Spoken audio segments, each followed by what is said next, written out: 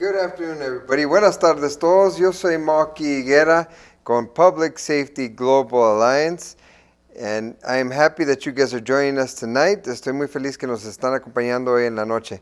Hoy vamos a platicar un poquito de Public Safety Global Alliance y tengo un buen amigo bombero que fue invitado también para la discusión. Se llama Benny Byerly. Benny está aquí para pues asistirnos en la plática. Hoy queremos nomás traer unas cositas a la mesa.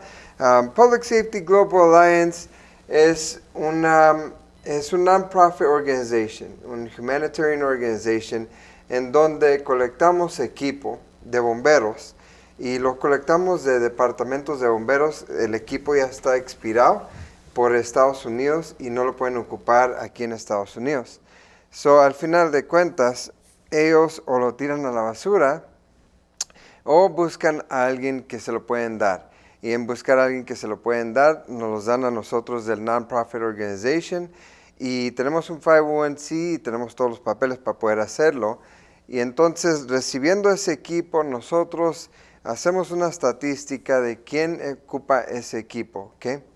Entonces, Public Safety Global Alliance se basa en de que primero vamos a buscar un desastre natural. Okay? We're going to look for a disaster y ahí vamos a mandar el equipo. Por ejemplo, como los wildfires de California. Pero como este equipo está expirado en Estados Unidos, no se lo podemos mandar. Entonces, nosotros vamos a buscar otros desastres naturales en todas partes del mundo. Okay? Y haciendo eso, vamos a averiguar qué departamento necesita equipo, que lo puede usar y ahí se los mandamos. Okay? En el proceso de las estadísticas decidimos qué departamento de bomberos necesita este equipo, se lo mandamos por apoyo de otras organizaciones.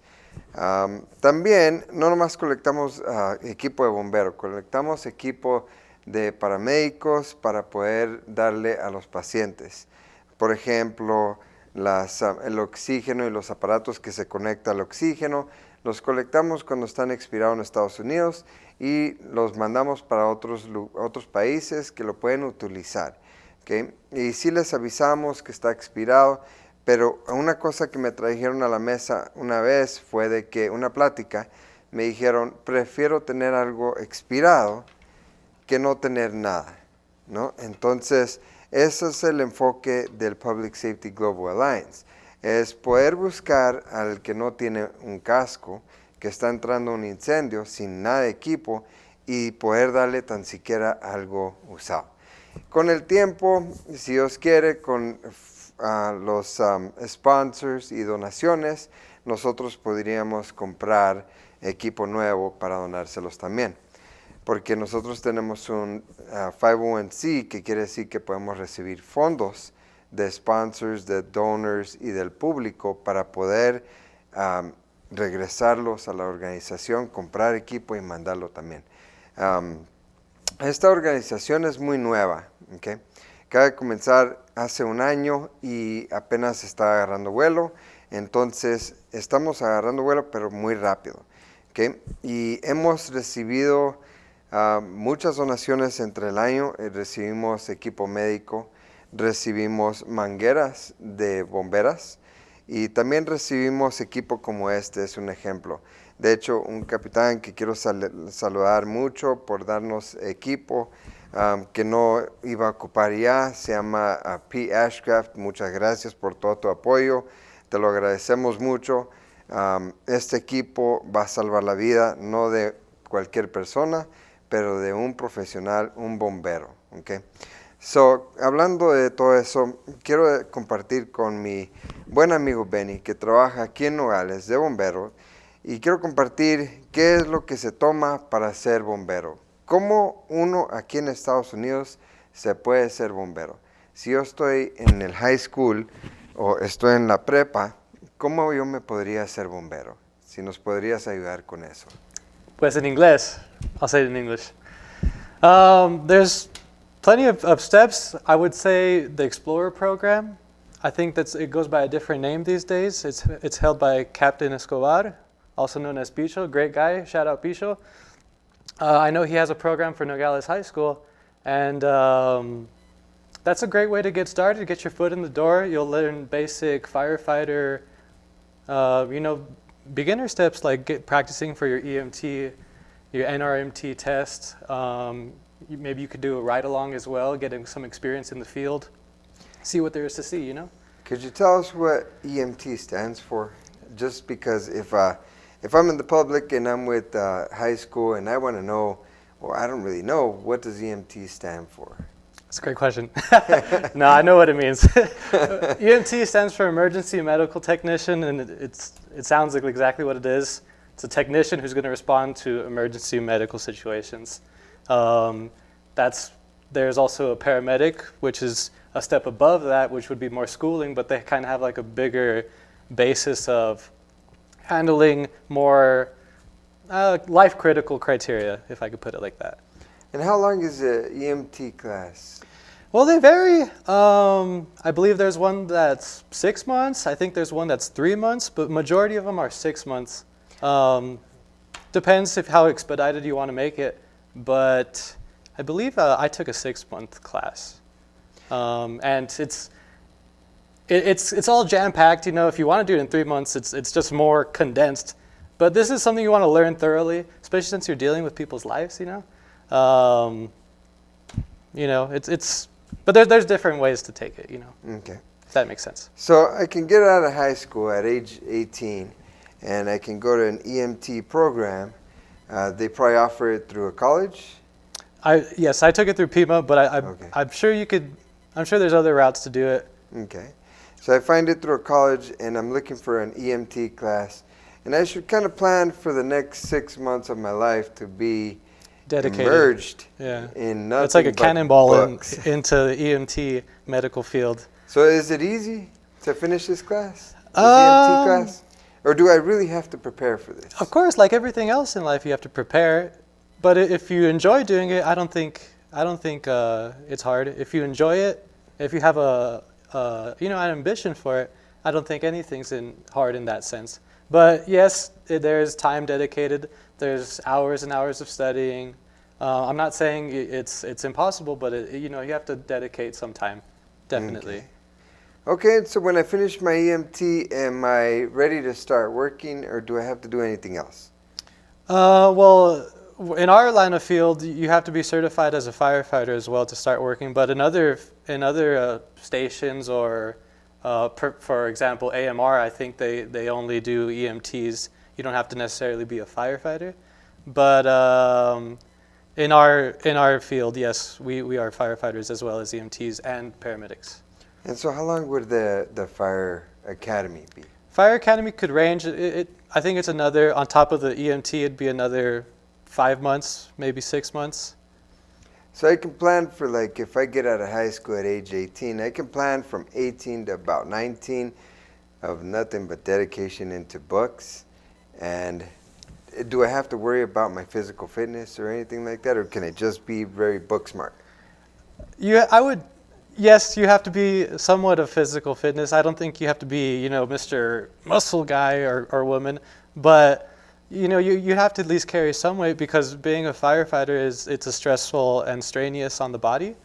And yes, you could definitely say you have to be somewhat in physical condition. Okay, so should I be able to run, before I start the academy, Yes, should I be able to run, let's say, a mile? I would say yes. What about 10 miles? If you can, that'd be great. But if as long as you give it your best. What would you say the minimum would be? Minimum would be, I'd say 3 miles. 3 miles? Yeah, Okay. if you could do that, then I think you're set. So I need to dedicate my physical fitness, because I need to run 3 miles, right? And then I need to also dedicate myself to reading books for a whole year, pretty much. Oh, no doubt. Yeah, okay. And so then that would make me an EMT firefighter. So do I have a job right out of the gate, or do I still have to look for a job if I go through Pima? If you go through Pima, you could have a job. Okay. But in some places. Some departments sponsor an academy is what I did. Mm-hmm. And That's one way to do it. Okay. But that is half the process. You have to find stations that are looking for personnel, this and that. Now, is this so I want to work all over the United States. And so I want to work as a firefighter all over the US. Would I get that in the same academy? Yes. Okay. So would I have to take anything extra? No. Nothing extra. Okay. So which fire department would I apply for to work all over the United States? If I wanted to work like in California right now, like at these wildfires. Well, this Nogales Fire Department, yeah. Yeah. So fire departments help each other out? Yes, of course. So if I work for Nogales, I can go to California Yes. and fight their fires. Mhm. That's amazing. And that's actually really cool that you're giving us this information, even though I know the instructor that gave you the class. But I think it's really good for our public to understand, And I agree. And that's why we're asking these kinds of questions. But could you walk me through, like, what would be my expectation, or what would be the first day on the job, or the first week on the job? What would I do once I finish the academy and I get a job? Because obviously I'd have to apply for a job, right? I'd probably have to take a written test and a physical and maybe an interview, and then I'd have to get selected for the department that I'm applying for, right? But what if all this happens and I get offered a job? What does my first day look like? That's a good question.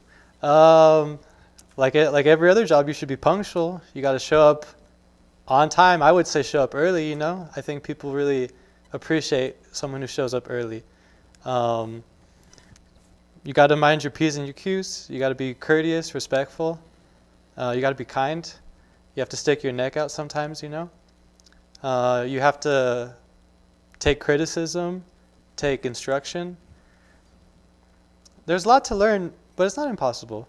But you should definitely go in that first week open-minded, respectful, ambitious, in that kind of sense, just, yeah. So I get nervous pretty quick. As do we all. Yeah, I'm shaking So right here. I get nervous, and so if I was to start my first day as a firefighter in a career, I think I'd be pretty nervous to walk in the door with 7 other firefighters who've been firefighters for a while.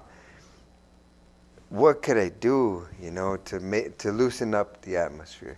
Should I walk in and should I be like, should I be quiet? Should I be super loud? What should I do? Should I do anything? Well, that first week is nervous for everyone. I was nervous. There's still times I'm nervous, But if you go in with kindness, and if you want to find a way to sweeten them up, you could bring a box of donuts. I think everyone likes donuts, especially firefighters. And just be as respectful as you can. I like to say is that first week, it's like you're going to your girlfriend's parents' house for the first time. You better be kind, shake hands, eye contact. Just be as polite as you can be. Okay, that's good advice. Definitely good advice. So what if I'm in my career? Okay, I'm a firefighter. I started off.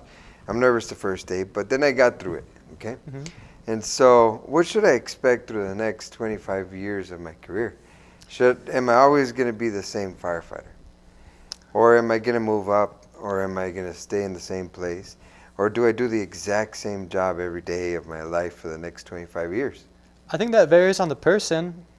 Some people have less ambition than others. It kind of depends on you how far you want to take anything. If you want to put more effort into something, then of course you're going to receive more. And sometimes things don't work out, but you take it as a learning experience and you try again, you don't quit. It really depends on the person, but you could definitely expect that it's constant learning. I think you could be there for 20 years and still learn something new. It's just, there's always something new to learn, and there's always something to get better on, to practice more on. You could expect that for any career, the whole span of it. There's always something you could perfect, and if you've become complacent and don't try to better yourself, then maybe, it's kind of on you. That's on you. You should continue. You continuing better yourself. in any way, shape, or form you can, in any field. If I that like makes sense. I like that. You know? So we can use So the same principle. to answer your question, it depends on the person, but no doubt the sky is the limit, and there's so much to learn in this field, whether it being medical, firefighting, rope rescue, water rescue, confined rescue, the wildland. There's so much to go in depth with, and you could easily spend a whole career learning something. So there's more than just being a firefighter? Oh, 100%. So And because you labeled quite a few. Like They're- I didn't they're- even think of Swiftwater. Could I become a Swiftwater you bet you can. tech? Yeah. Oh, If wow. you're willing to put in the work, you could do anything in this field. Okay, that's good to know. And being a good person in this field goes such a long way, because you deal with the community, you deal with people's nanas. They're at their when we deal with people, they're at very crucial points. They've called 911. It's you really develop life skills, people skills, and that's what I love about this field of work, is that you really get to help, and it brings out a beautiful color inside of you that you get to share with the world. And I'm not trying to be cheesy. That's how I genuinely feel. That's how you normally Yeah. talk. Okay, so I'm glad you brought that up, though, because I did have a question about that. Is how do you deal with stressful situations? Like everybody knows that if you're a firefighter, okay, you're gonna run on people in the worst time in their life, right? Mm-hmm. Sometimes at the end of their life. So how do you deal with those stressful situations? Because I'm sure you see some pretty bad stuff, and I don't want to know what you see, okay? But what I'm sure is that you see some pretty bad stuff. So how do you cope with this as a person? Well, as I said before, you're being there for a 911 emergency, and yes, you do see scary things, sad things, things that you take to heart. And what I tell myself is, and I've heard other people say this as well, is that you're just really there to help. You didn't cause this emergency. You're not the person who made this problem for that person. You're just there to help, and to the best of your ability. And no one is God. I'm not God. I can't fix everything, but I'm going to try my best to help you. And if I could tell myself that I tried my best at night, then I'm going to sleep fine. And that's how I get through it. Maybe others have different ways, but that's how I do it.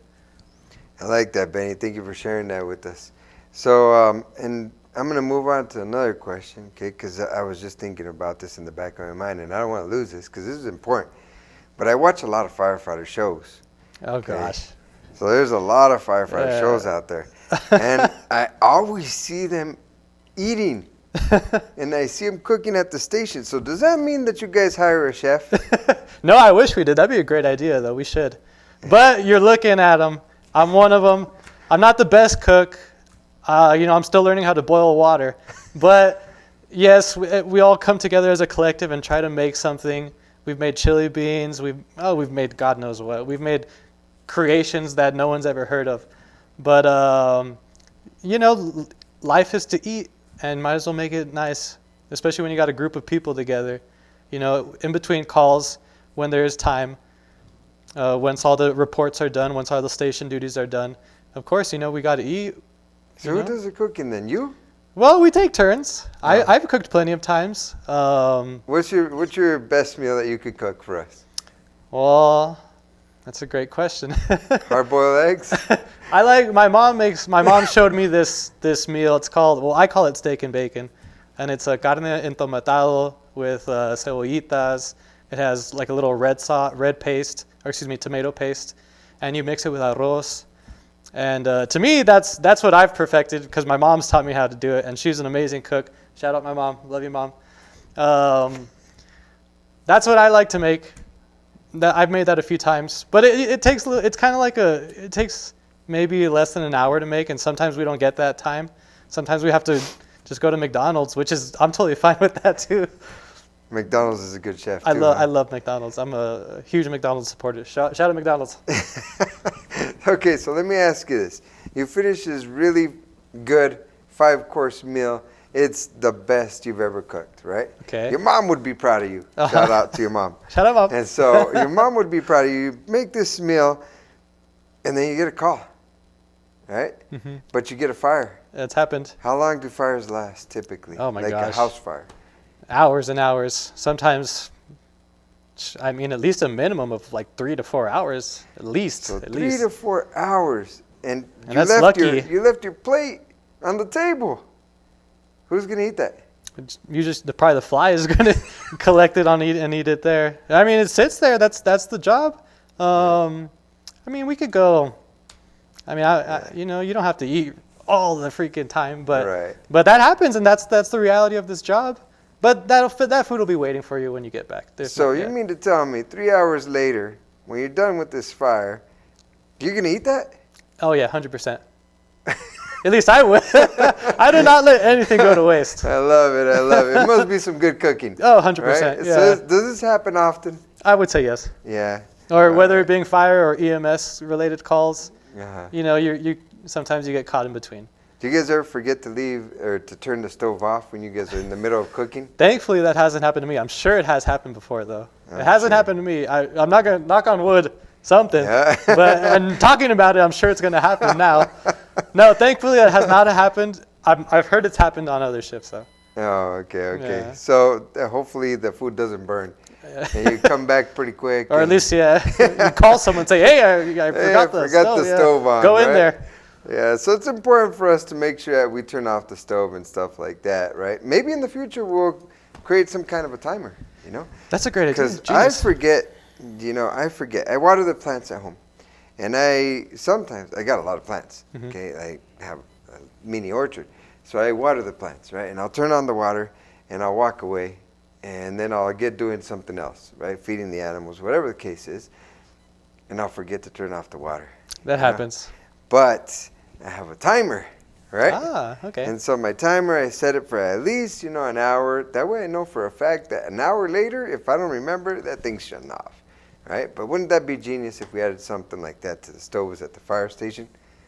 I'm sure there might be already one, like a Bluetooth stove or something. Maybe we got to upgrade. Yeah. Oh, yeah, hopefully. that we definitely need. You're going to have to ask for a grant. Yes, that'd be a good idea. All right, cool. So tell me about this since we know that you eat at the fire station. Well, do you ever sleep?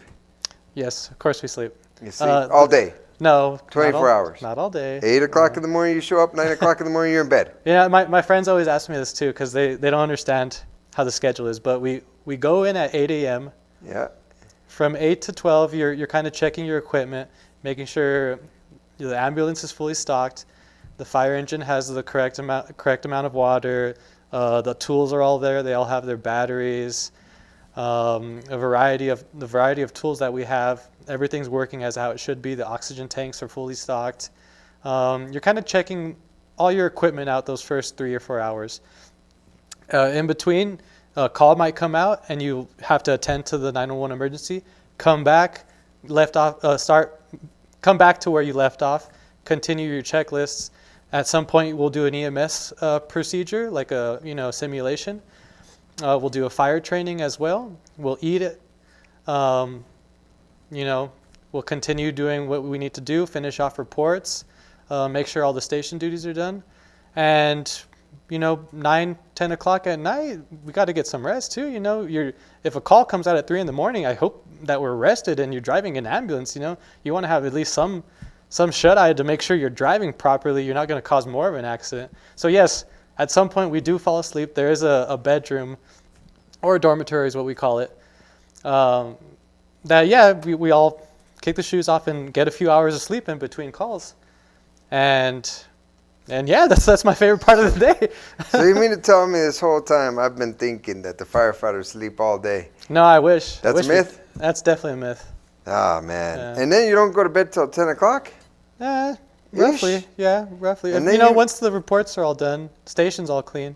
And then Maybe 8 or 9-ish. It depends. And then you wake up in the middle of the night if somebody calls 911.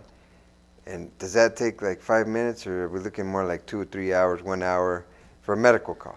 It varies, but yeah, you could say probably an hour. So you get up for one medical call for 1 hour. Yeah, you get up, put your pants on, your gear on, get in the ambulance, drive to wherever the emergency is. Try to wake up on the way there. Yeah. Okay. Well, you slap your face a few times. Zero in on the road. Yeah. Get to the location of the emergency. Attend to the patient. Do what needs to be done. Get them loaded inside the ambulance. take them to the hospital of their choosing, replace all the medical equipment you used, return to the station, finish your report, and then get back to, if you have time, get back to sleep if you can. Oh, wow. So it throws your sleep cycle off a little bit. Yeah. Yeah.